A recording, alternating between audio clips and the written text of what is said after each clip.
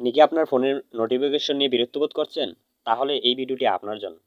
এই ভিডিওটির মাধ্যমে আপনি জানতে পারবেন কিভাবে আপনার ফোনে অতিরিক্ত নোটিফিকেশনগুলো বন্ধ করতে হয়।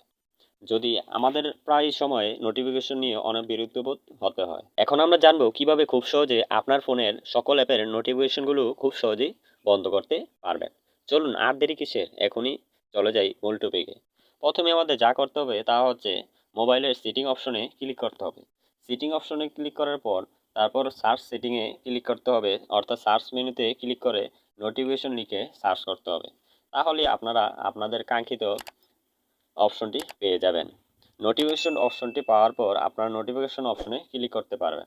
আর যদি এভাবে না পেরে থাকেন তাহলে আপনারা সেটিং অপশনে প্রবেশ করার পর এখানে দেখতে পাচ্ছেন অ্যাপস অ্যান্ড নোটিফিকেশন অপশনটি। তারপর অ্যাপস অ্যান্ড নোটিফিকেশন অপশনটিতে ক্লিক করবেন। তারপর এখানে দেখতে পাচ্ছেন app info, notification, search time, app launch ইত্যাদি বিষয়গুলো। আপনি এখানে নোটিফিকেশন অপশনটিতে ক্লিক করবেন। এখানে দেখতে পাচ্ছেন see all from last service, এখানে ক্লিক করবেন। এখানে আপনারা দেখতে পারবেন আপনাদের ফোনে থাকা যেসব অ্যাপে নোটিফিকেশন আসে সেই অ্যাপের লিস্ট। আপনারা চাইলে এখান থেকে আপনাদের ফোনের যেসব অ্যাপগুলো নোটিফিকেশন আসে তাদের বন্ধ করতে পারবেন। এখানে আমরা দেখতে পাচ্ছি জিমেল, এখানে বন্ধ করতে পারবেন। প্লে স্টোরের নোটিফিকেশনগুলো বন্ধ করতে পারবেন। ইউকার্টের নোটিফিকেশনগুলো বন্ধ করতে পারবেন। আপনারা চাইলে ফেসবুকের নোটিফিকেশনগুলো বন্ধ করে নিতে পারবেন।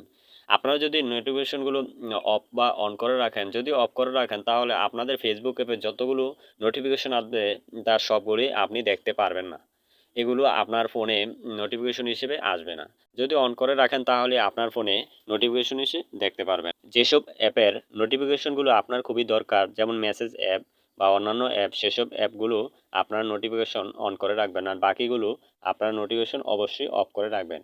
তাহলে আপনাদের ফোনে আর অতিরিক্ত নোটিফিকেশন আসবে না, আপনিও বিরক্ত বোধ করবেন না। ধন্যবাদ আপনাকে ভিডিওটি দেখার জন্য। Thanks for watching video. আর যদি চ্যানেলটি সাবস্ক্রাইব করে না থাকেন অবশ্যই চ্যানেলটি সাবস্ক্রাইব করে যাবেন। ধন্যবাদ আপনাকে।